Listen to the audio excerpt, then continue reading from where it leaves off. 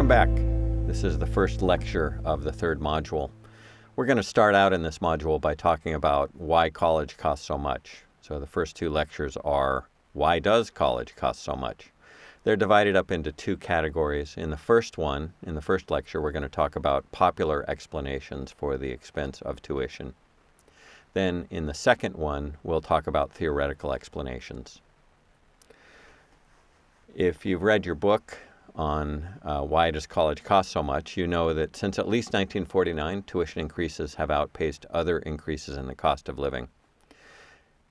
Because it's been so many years, well over 60 years, the compounding impact of decades of those increases is remarkable.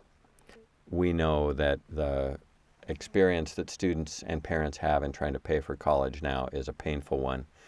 And it really is a function of decades and decades of higher ed tuition inflation outpacing the consumer price index and family incomes. So we see this impact of people struggling to be able to pay. And I want to look at why is it that higher education inflation rates have been so much higher than overall cost of living increases and higher than family income growth. So we're going to review a number of possible explanations for the increases. I want to ensure that you have a theoretical understanding of why college costs so much. And I want you to be able, at the end of this process, the end of these two lectures, to be able to speak into family conversations or friendly conversations about why tuition is so high. And I also want you to be able to talk to academic colleagues about why college costs so much. If we look at inflation rates in tuition costs from 1986 through 2017, you can see in inflation-adjusted dollars that the tuition fee, room and board costs, again in inflation-adjusted 2017 dollars, costs have gone from about $18,000 in 1986-87 to a little over $40,000 in 2017-18. If we look at that in percentage increase terms, again, relative to inflation, tuition fees, room and board have increased 120%.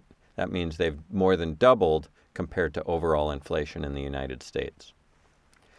You should be asking yourself, is that sticker price or is that net cost to students? And the answer here is sticker price. So we're not talking about what students actually pay, but we are talking about what gets advertised as average costs for private colleges in the country. We can also look at public college inflation rates.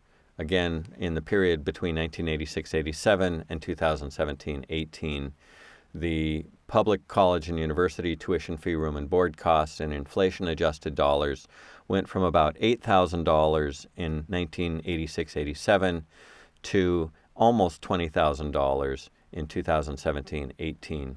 The dollar amounts for public colleges and universities that students are asked to pay is much less than for private colleges and universities.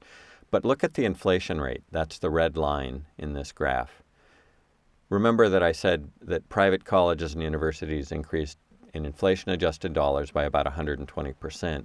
And you can see that that's also the case for public colleges and universities in that same time period. So the overall inflation rate for both privates and publics across that 30-some-year period is about identical, which is remarkable given that they have very different cost structures. Public universities get a lot of money from the tax base, privates obviously don't, and yet their overall increases have been approximately the same. It's a lot of money we're asking people to pay, 120% increase over 30 years in inflation-adjusted dollars and constant dollars. That's real increase in cost. And now we need to explain that. There are a lot of ways that people have tried to explain it. Here are some examples, and we're going to focus in on each of these. The first is mismanagement. That is, that academic leaders don't know what they're doing. Second, there is an explanation that we've shifted towards more expensive educational programs, perhaps to those in the science fields, for example. Third, it is possible that increased government regulation is having the very real impact of driving up costs. Fourth, There are cultural shifts and expectations for services. We'll dig into that because it's a very interesting area. Fifth, we're going to talk about the accusation of administrative bloat that has happened in colleges and universities. And then the last two, unrestrained efforts to increase quality and cost disease, those are theoretical approaches, and we're going to cover those last two bullets not in this lecture, but in the next lecture. Let's start with the mismanagement accusation. The argument there is that academic leaders don't know what they're doing. Academic leaders usually have PhDs, so a college president is someone with a PhD typically, and it is rare that that person comes out of a business background. Historically, that's certainly the case, that it's rare that someone comes with an MBA. They have probably learned all of their management skills through live practice, not by taking formal coursework. The result of that, the argument goes, is that they are poorly prepared to make hard choices. They don't know how to make the hard choices. And it's also argued by some, say, board members, for example, that academic leadership is unwilling to make the hard management choices, like to cut academic programs. Pause for a minute and ask yourself, what evidence would demonstrate that that were the case, and what evidence would refute it? Well, Archibald and Feldman, in the book Why Does College Cost So Much, say that, quote, the pattern of cost increases seen in higher education probably does not conform to a narrative of increasing dysfunction in the higher education industry. One could interpret that as an argument against the mismanagement hypothesis. The pattern of increasing expenses is too continuous and cuts across all higher education sectors. If mismanagement were the problem, we would expect that mismanagement would be dysfunctional in pockets. Surely there are some good managers somewhere, right? But here's what we see. If we look at the tuition fee, room and board percentage increases in inflation-adjusted dollars, both in privates and in publics, there is a remarkably similar pattern to the inflationary increases over time. These privates are staffed differently than publics are. They have a breadth of experiences among presidents at the two different kinds of universities. There are differences in size across the two different categories of institutions on average. And there are different problems that exist across the two different kinds of universities. And yet we see that the inflation rates for tuition fees, room and board across the 30-some-year period between 86 and 2018 are remarkably similar.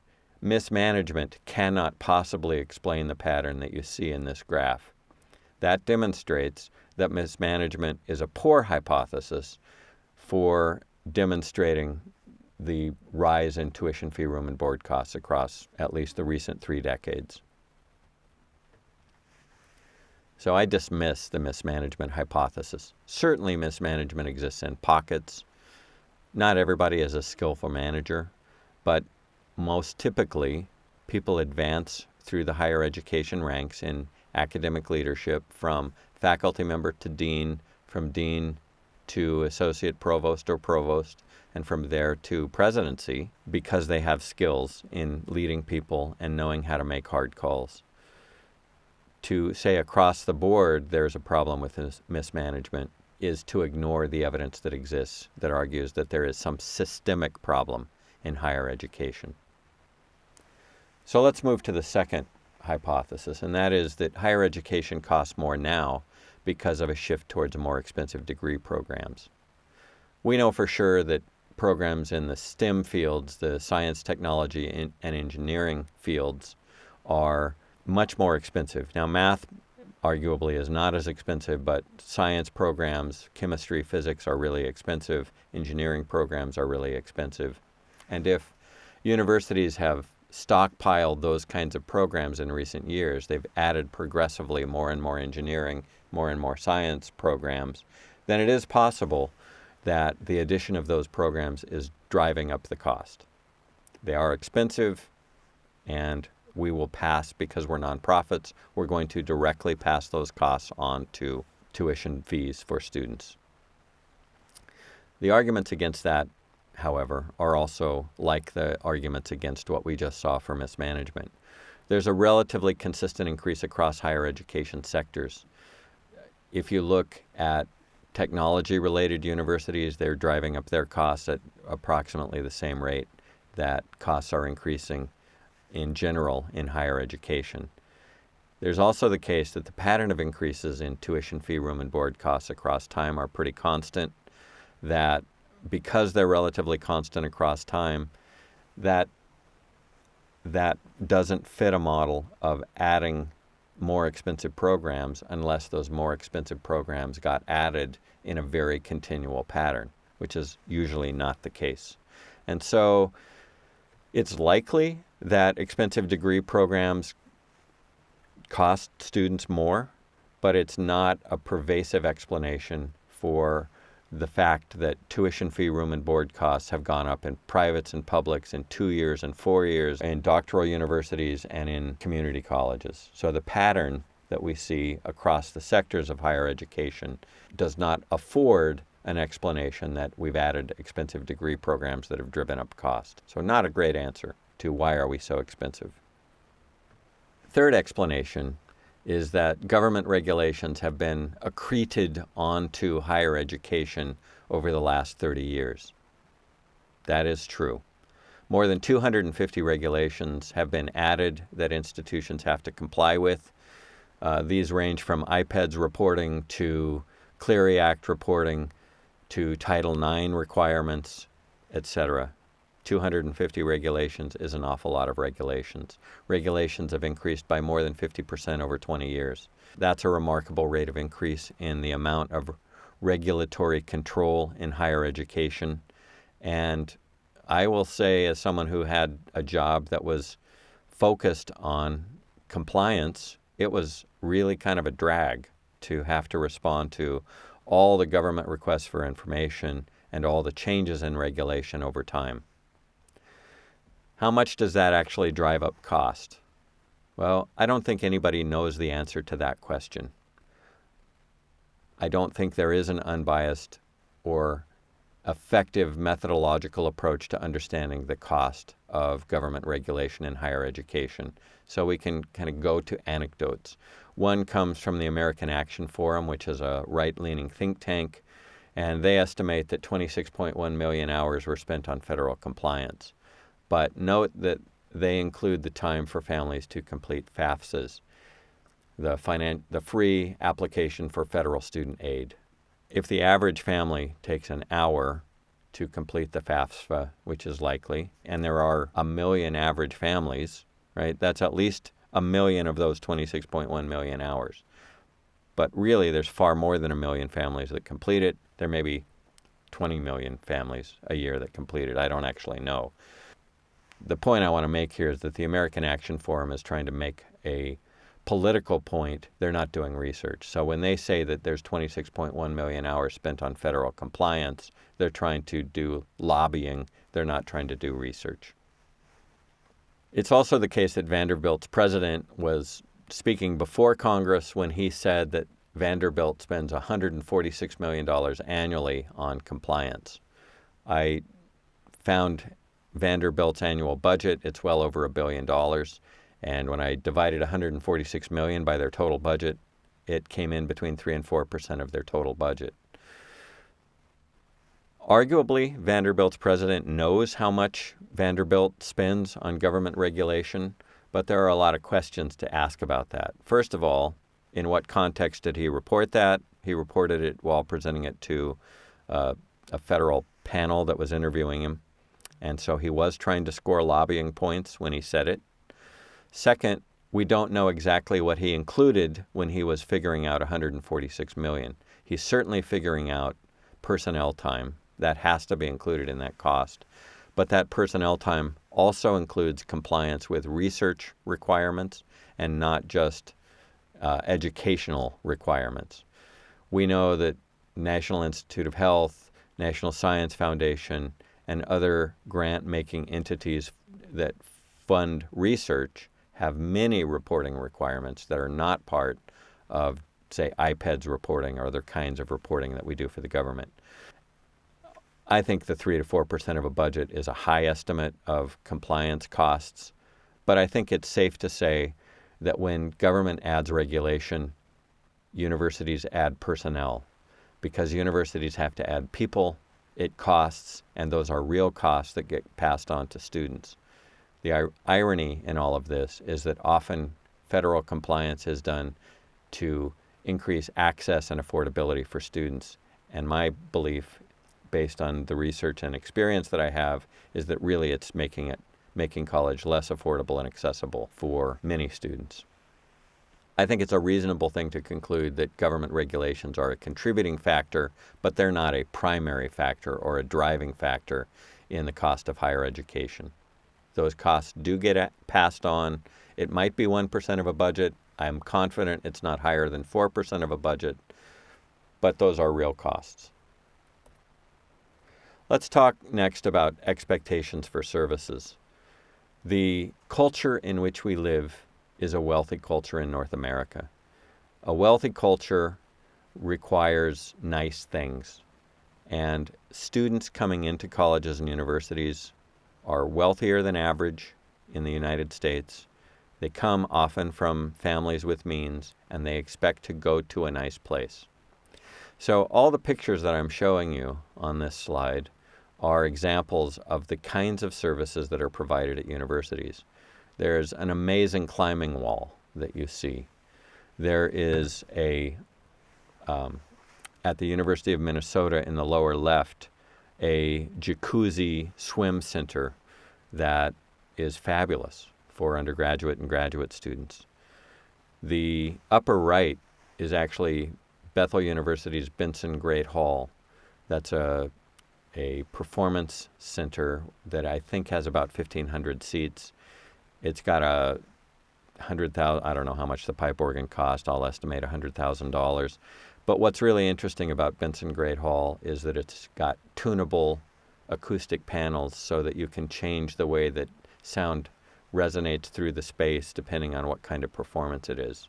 Well, that's a really expensive building, right? Really expensive space and a very beautiful space. It's not really required to teach classes in. In fact, we don't teach any classes there, but it's a beautiful space. In the lower right, there is a dormitory, a student residence hall at the University of Arizona, and that is in a new building in Tucson that has this incredible swimming pool on the roof. It has penthouse suites. Each of the suites in that residence hall has a wine cooler built into it, and it's fabulous. It opened about 4 years ago, and not cheap, but very beautiful, and it will attract a certain kind of student to live in that space, a student of means. This is not something that is like where I lived when I was a freshman, which had a long hallway and a gang bathroom, right? Far cry from that, and that's the escalation in expectations for services. Some of those seem flippant, but it's also the case that university counseling centers have been added, that healthcare centers have been added, that career counseling has been added on. And those are all services that have costs that get passed on to students. If you look at Bethel's Dining Center, you'll see a great new space, a beautiful architecturally designed space that mimics a Japanese lantern and has design elements that demonstrate our faith built into this Japanese lantern. Really cool architecturally. It's not necessary. The costs of those things are passed on to students. So let's take a look at the impact of adding those services. You know that capital costs are not part of operational budgets, and construction costs for the spaces we just looked at are capital costs. The cost of construction does not have much impact on an operational budget or the annual budget of a college or university for two reasons. First of all, many construction costs are covered by gifts made from donors to the university, and they're given specifically to do the construction. Where there are not enough gifts, a college or university will often borrow to complete the construction. And because they're nonprofits, usually they can issue bonds that are purchased by bondholders. They're usually low interest and cheap loans for a college or university. Those construction costs do not directly impact the cost of tuition. What will impact the cost of tuition are things that flow out of the building once it's built. Utilities will cost, interest on the bonds or any other loan that's taken out will cost, maintenance for the building will cost, and most especially, management will cost. So those are ongoing costs that come out of having a beautiful building with a jacuzzi in it or a climbing wall. The utility costs are not going to be big. They're going to be far less than 1% of a budget. But bond costs, interest payments on bonds, are going to be expensive. Bethel University has about a $40 million bond currently that we owe on, and annual payments for that exceed $1 million. You can bet that that gets passed on to students. Most especially, however, are the personnel costs. When you add a building, you add a building manager. When you add a health center, you add a health center director. When you add a career counseling office, you add career counselors and a manager over that. There are many, many other associated personnel costs associated with any new building or any new service that's provided. And there's evidence to show that, in fact, colleges and universities are ramping up non-faculty personnel. National Center for Educational Statistics reported that full-time non-faculty professionals in higher education increased almost 400% in the period between 1976 and 2011. That's far faster than faculty growth. So the increase in other kinds of professionals other than faculty is increasing at a remarkable pace. Data from the Delta Cross project in 2012 showed that student service costs increased 250%, 2.5 times faster than instructional costs in the 10-year period between 2000 and 2010 among a certain sector of educational institutions. When students expect service, colleges and universities put that service in. When they do that, that costs, and I really want to emphasize, at least 60% of that cost will come from the personnel costs associated with those services. Colleges and universities live in a difficult space. We are responsive to the cultures in which we operate. 18-year-olds are drivers of culture in ways that they don't possibly understand. Colleges and universities have to respond to their expectations. And when they grow up in wealthy families, when they grow up in wealthy suburbs, when they grow up in the United States, basically, they have an expectation that they will have nice things when they get to college. And so we feel the pressure to offer amenities that weren't part of higher education when I was a student, not actually 50 years ago. You might think so, but not true. But really, just a few decades ago, you could get away with ugly dormitories. Now you can't get away with that nearly as well and attract a student population. The cost of construction is small, but the cost of operation is large, and that does get passed on to students, and that creates this dilemma. Do you add non-essential student services to attract students, thereby making it harder for them to afford going to college? Or do you forego the amenities to keep costs low and thereby risk losing tuition revenue from students? We live in a very competitive environment in higher education right now. If we don't add non-essential student services that will attract students, we're not going to have a student population that's going to be necessary to support the academic programs that we so value. That makes it extremely dilemmatic, if I could use a word that I read on a book many years ago. We are always trying to navigate as administrators between two difficult possible outcomes. In this case, the administrator's dilemma has almost universally landed on the one horn of the dilemma, that is to offer non-essential student services in order to attract students. Yes, it drives up costs, but it also attracts more students who will help pay for those costs. And so that's often the approach that colleges and universities take, and that's why you see beautiful climbing walls and jacuzzis and residence halls that have wine coolers in them. The next argument is that administrative bloat is responsible for high costs.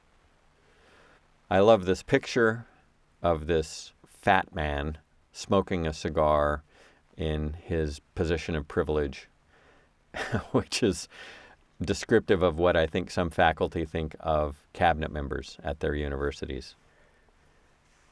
This quote from Academe, which is published by the AAUP, is that undetected, unprotested, and unchecked, the excessive growth of administrative expenditures has done a lot of damage to life and learning on our campuses. The reality is that the number of executives in higher education has increased fairly dramatically in the decades since 1976. The AAUP, which I have not questioned their methodology, and I will accept their data as factual, they demonstrate that the number of executives in colleges and universities has grown 6 times faster than the number of tenured and tenure-track faculty. Well, again, engage your critical thinking and ask yourself, why might that be the case? One reason is that tenured and tenure-track faculty, we know that adjuncts are taking their place because of cost issues. It's also the case that there are many other factors that cause the increase in executives. And I'm not sure how the AAUP defines executive, but let's call it any dean or above. One of the reasons is that growth in services demands growth in senior leaders over managers. So if you add a student service, then you add staffing, and if you add staffing, you add people to oversee the staff, and that drives up the number of managers and the cost. So it's not just adding the direct line staff to provide the student services, it's adding an administrative layer, probably, an entire administrative layer across a university when the university gets in the business of adding on a lot of student services. If you add a career center, if you add a health center, if you add a mental health counseling center, if you add a wellness center, you've got now a new manager over that whole area and staff in each area. Second, we have seen in the 40 years since 1976 a proliferation of majors, and as majors proliferate, often there is a formation of schools. And so as you add programs and you differentiate across programs, you're going to add faculty. And especially if you form schools, you're going to be adding deans. You're certainly going to be adding additional program directors, department chairs, and so forth. And that will drive up the number of deans that you've got within an institution. So will that drive up cost? It absolutely will. It's not happening for random reasons. It's not happening because you've got a fat cigar-smoking president who thinks that more is better with regard to management. It's happening in response to the problems and opportunities that exist in colleges and universities as the culture changes and as programs change. So here's where we are. There are a lot of potential explanations for why costs go up. Some of those explanations are not particularly compelling. Mismanagement is not a compelling explanation. Shifts towards more expensive educational programs is not a particularly compelling explanation. But the reality is that some of the popular explanations are probably right. Increased government regulations absolutely do drive up costs, but not enormously. Cultural shifts and expectations for services probably do drive up costs. And it's not clear how much they drive up costs, but I think it is clear that if you add a wellness center, if you add a health services center, you're going to be more expensive. It's also the case that there are administrative increases that have occurred over the last 40 years that have been responsive to needs within colleges and universities. They are not related to direct provision of education, so they're arguably to some degree peripheral, but they are not optional. If you're going to add academic programs, you need management. If you're going to add wellness centers, et cetera, you're going to need management. And so the cultural model that we've got in higher education really does help drive up costs. And that, in turn, has prompted more government regulation, which, ironically, has driven up costs. Are there any easy ways out? No. We can try Lobbying to reduce government regulation. I think arguably Donald Trump is a result of people being fed up with government regulation in part. We can try providing bare bones programs with no frills. We can see if students show up. They may or may not. We can try functioning with less administrative oversight, but if you have less administrative oversight, those jobs shift to other people who are going to be busier, or there's going to be more mismanagement, which arguably would also drive up costs. So the administrator's dilemma that I talked about earlier, add services or risk losing students, continues to impact decisions. It is certainly the case that adding services is the preferred horn of the dilemma. It's also the case that systems reward efforts to improve campuses and programs. Presidents like to brag about the buildings that they're building, and that will help drive up costs. This lecture focused on the popular explanations for why college is so expensive. We're going to pause here, and when we come back, we're going to talk about Bowen's revenue theory, which is now decades old, and we're also going to talk about Archibald and Feldman's argument for Baumol's cost disease in higher education. All right, talk to you next time.